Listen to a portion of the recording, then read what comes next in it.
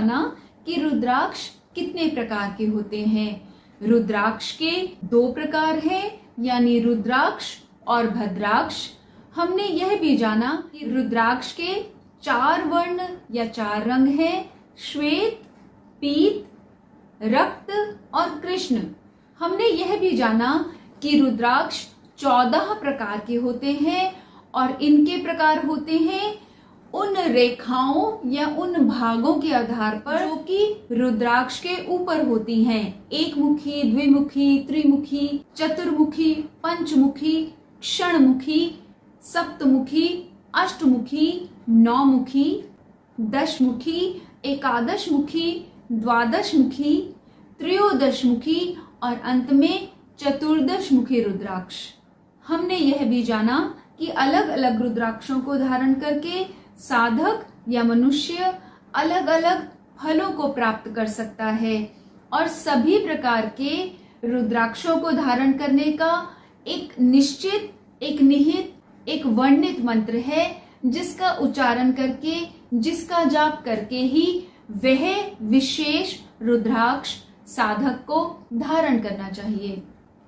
आइए जानते हैं कि रुद्राक्ष धारण करके या धारण करते समय क्या क्या ऐसी विशेष बातें हैं जिनका साधक को, जिनका उन रुद्राक्ष को धारण करने वाले मनुष्य को अवश्य में ध्यान रखना चाहिए। सर्वप्रथम रुद्राक्ष धारण करने वाले को अपने भक्ष्य और अभक्ष्य, क्या खाना है क्या नहीं खाना का बहुत ही उत्तम तरीके से ध्यान रखना चाहिए और इस नियम का पालन करना चाहिए। कौन से ऐसे भोज्य पदार्थ हैं जो कि वर्जित है उस साधक के लिए जो कि रुद्राक्ष को किसी भी रूप में धारण करता है। वह पदार्थ हैं मद्य, मांस, लहसुन, प्याज, सहजन, लिसोड़ा और विड्वराह, जिसे ग्राम्य सूकर भी कहते हैं। साधक को इन पदार्थों का परित्याग कर देना चाहिए क्योंकि रुद्राक्ष साक्षात देवी देवताओं का ही स्वरूप माना गया है, यानी हम इन रुद्राक्ष के रूप में साक्षात भगवान को ही अपने शरीर पर धारण करते हैं। तो इसलिए सर्वथा उचित है कि हम कोई भी ऐसा अनुचित कार्य ना करें जिसमें भक्ष्य और अभक्ष्य का भी ध्यान रखना होता है, जिससे भगवान हमें आशीर्वाद देने के बजाय, हम पर प्रसन्न होने के बजाय हमसे रुष्ट हो जाएं। शास्त्रों की माने तो उनमें यह वर्णित है कि रुद्राक्ष को हमेशा हमेशा हमेशा ही मंत्रोच्चारण के बाद, मंत्रोच्चारण के दौरान, मंत्रोच्चारण के द्वारा ही धारण करना चाहिए। शास्त्रों में यह भी वर्णित है कि यदि कोई मनुष्य भूलवश या आलस्यवश या जानबूझकर रुद्राक्ष को बिना मंत्रोच्चारण के, बिना मंत्र जप के धारण करता है तो वह मनुष्य घोर नरक में तब तक रहता है जब तक 14 इंद्रों का राज्य न खत्म हो जाए, यानी युगों युगों, कल्पों कल्पों तक वह मनुष्य नरक में वास करता है। इसलिए मैं कई बार आपको अपने चैनल के माध्यम से बताती हूँ कि हम जो भी करें उसमें या तो हमारी श्रद्धा सच्ची हो, हमारी प्रीति भगवान के चरणों में लगी हो, और अगर हम विधि पूर्वक कोई कार्य संपन्न करते हैं तो वह विधि सही होनी चाहिए, त्रुटिपूर्ण नहीं होनी चाहिए।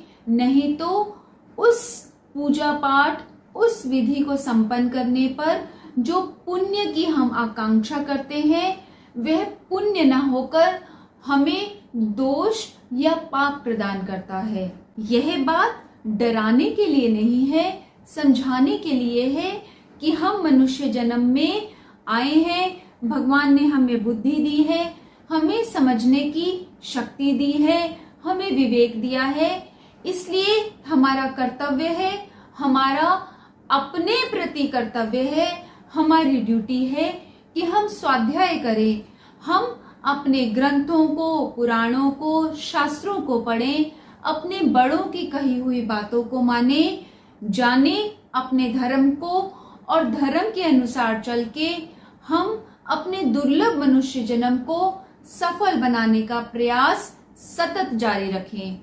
यह मेरी समझ है कि हमें जितनी भी समझ है, अगर हम भगवान का नाम लेके प्रीति पूर्वक, श्रद्धा से, आदर सहित और सच्चे मन से अगर कोई भी काम करते हैं और प्रभु को बोलते हैं कि हे प्रभु, हमें जितनी समझ है, जितनी समझ हम अपने शास्त्रों में या किसी भी तरीके से सही जानकारी जो हम प्राप्त कर पाए, हम उस जानकारी, उस ज्ञान, उस धर्म आचरण वाली बातों को ध्यान में रख के यह काम करने जा रहे हैं। भगवान, इसमें अगर कोई त्रुटि हो जाए या हो गई हो, हमारी कोई भी भूल चूक हो, तो हमें माफ करना, हमारा भला करना, अपनी दया हम पर सदैव बनाए रखना। तो जानिए, मानिए, विश्वास करिए, भगवान क्योंकि भाव के भूखे होते हैं, अनजाने में की गई त्रुटियों को वह अवश्य अवश्य अवश्य ही माफ करते हैं और मनुष्य का भला करते हैं। तो इस वीडियो में हमने जाना रुद्राक्ष के बारे में विस्तृत जानकारी। जैसा कि मैंने आपको बताया था, एक वीडियो एक वीलॉग है जिसमें कुछ महीनों पहले मैंने जब ये काशी से रुद्राक्ष खरीदे थे, तो खरीदते समय रुद्राक्ष के कच्चे फल में से रुद्राक्ष बेचने वाले ने मुझे यह रुद्राक्ष निकाल कर दिया था। यह रुद्राक्ष तो असली है, किंतु इसमें मानव निर्मित छिद्र है, यानी यह मध्यम कोटि का रुद्राक्ष माना जाता है। उस वीडियो को देखिए, इस वीडियो के एंड में उसका लिंक आपके पास आ जाएगा। जानकारी तो उत्तम है, अगर आपको समझ आई हो और आपको अच्छी लगी हो तो मेरा प्रोत्साहन बढ़ाइए, वीडियो को लाइक करिए, कमेंट करिए, और अगर आपका कुछ प्रश्न है या सुझाव है तो वो भी आप कमेंट में लिख सकते हैं, नहीं तो कम से कम ओम नमः शिवाय यह तो लिख ही सकते हैं। अच्छा लगेगा, आपके कमेंट्स पढ़कर प्रोत्साहन मिलेगा और कोशिश करूंगी ऐसे ही अच्छे अच्छे और सही जानकारी वाले वीडियोस मैं समय समय पर आप तक पहुंचाती रहूं। रचनात्मकता से जुड़ने के लिए आप सभी का बहुत बहुत धन्यवाद। आपका शुभ हो। याद रखिए, कलयुग केवल नाम आधारा, सिमिर सिमिर नर उतर ही पारा।